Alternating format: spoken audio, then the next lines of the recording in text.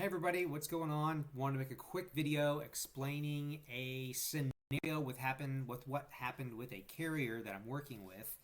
And I just wanted to go over the details with you real fast in terms of how to troubleshoot issues with brokers when bill of lading, the BOL, doesn't match the Raycon and the broker's trying to gyp you from not fulfilling their part of the deal that you agreed to. So let me go through a scenario with you that has happened with a carrier that I've been working with for the past 6 months. He's doing great, him and his partner. And let's just go over the details real fast. So there's a Raycon, there's a BOL. You see listed right here. Sorry. So the carrier is booking a load with TQL. The Raycon shows 4 pallets, 9,750 pounds. The price is for $1,400. That was what was posted on the load board. That's what they agreed to on the phone, and that's what the Raycon in writing. The paper says $1,400, 9,750 pounds, 4 pallets. That's what it says. Well, they get to the shipper. They pick it up after hours. They can't get the broker or the carrier sales rep on the phone, and they get loaded. But they're getting loaded with the BOL. The BOL says 5 pallets, 14,100 pounds. That's a really big difference. It's additional weight.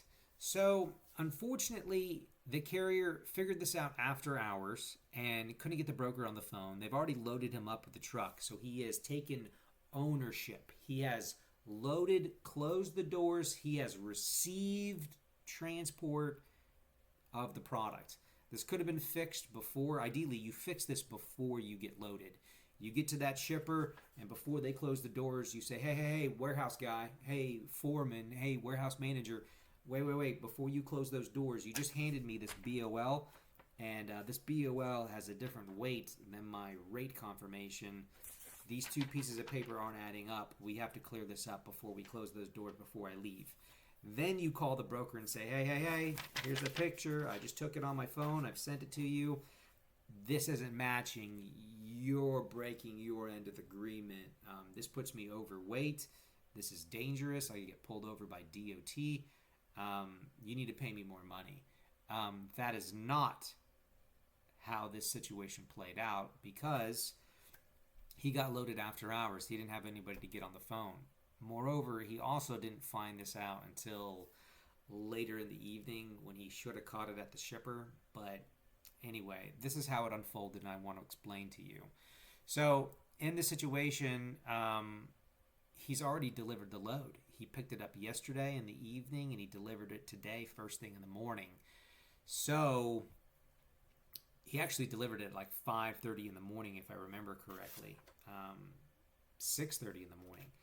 So even that early in the morning, he can't get the broker on the phone to troubleshoot it. So what we have to do is write a formal email explaining professionally the facts, and trying also not to bite the hand that's feeding you. It's TQL. TQL is going to be a big player, giving this carrier tons of loads, if not 50% of their loads for maybe their first 9 months of being in business, before more and more brokers open up to be available for them to work with. So you don't want to bite the hand that feeds you. So ultimately what happened was they were overweight.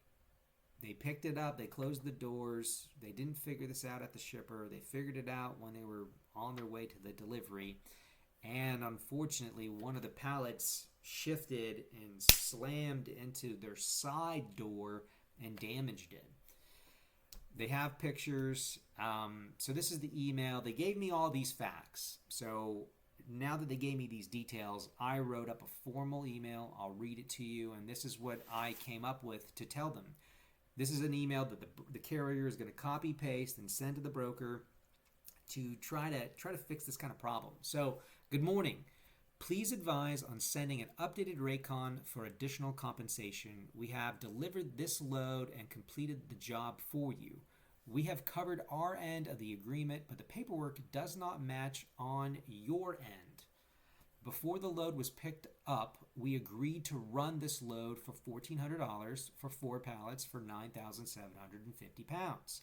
This load was actually 5 pallets and 14,100 pounds. We delivered the load, but due to this weight difference, the truck was illegally overweight. That's a risk we did not intend on taking or agreed to. And as a result, this caused one pallet to slide during transit and damage our truck's side door. Please see the Raycon, the BOL, and the pictures that are attached. Please add X amount to the Raycon for a bill of lading correction fee. Thank you, and looking forward to working with you again. So as you can see, I wrote this where I'm not punching them saying, you guys screwed up, our truck is damaged, you need to pay us. Totally within the right to act that way, behave that way, and demand. However, not in this case. Because again, this is going to be giving him 70%, if not 50% of his business for almost his first year being in business as a carrier. So we need to write a very professionally written email to the broker saying, hey, here are the facts. Here's what happened. We need your assistance. We covered our end of the agreement. You need to cover your end of the agreement. That's what's fair. So the carrier is going to take this email, copy paste it, send it to the broker. If the broker responds saying, hey, tough luck, well, then the carrier, I've instructed him, what you can do is politely go over the broker's head. Call back in, talk to a carrier sales rep and say, hey, this is what you say. I have load number 12345. I don't want to talk to the broker. The broker's not helping me. I need to talk to the general manager of the broker on load 12345. I need to talk to that general manager, please. Get the general manager on the phone and say, hey, listen, I'd like to forward you an email, this one right here, with the attachments for your review. I need your help. I think that's fair. I'm not trying to cause any problem.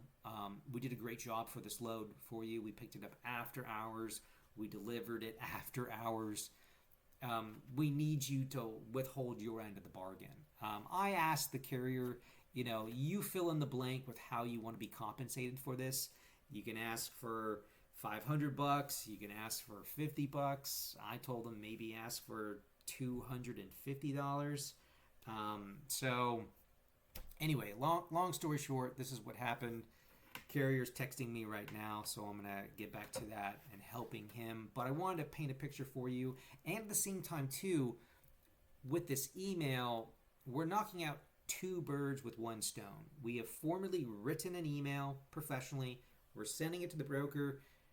Worst case scenario, if they're not helpful with complying with getting additional money added to the Raycon, again, we're just using an accessorial fee. We're calling it a bill of lading correction fee because the bill of lading is wrong compared to the Raycon. So that's what we're labeling it as.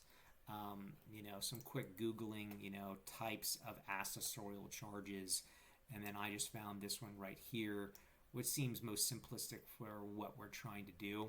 But anyway, basically the carrier, if the broker doesn't do what we want them to do, we can take this email, document it in writing, formally in writing, because you can't call your insurance company and say, he said, she said, they said, when, where, why, how. Forward this email to the insurance provider and let them take care of it if needed. So anyway, that's the situation. That was the scenario. This is how you troubleshoot it professionally to move the ball forward, to get solutions, to get more money, to get compensated for repairs, etc., etc. Take this, and I hope you found it was helpful to help you with the loads that you do in the future. Anyway, catch you on the next video. Bye.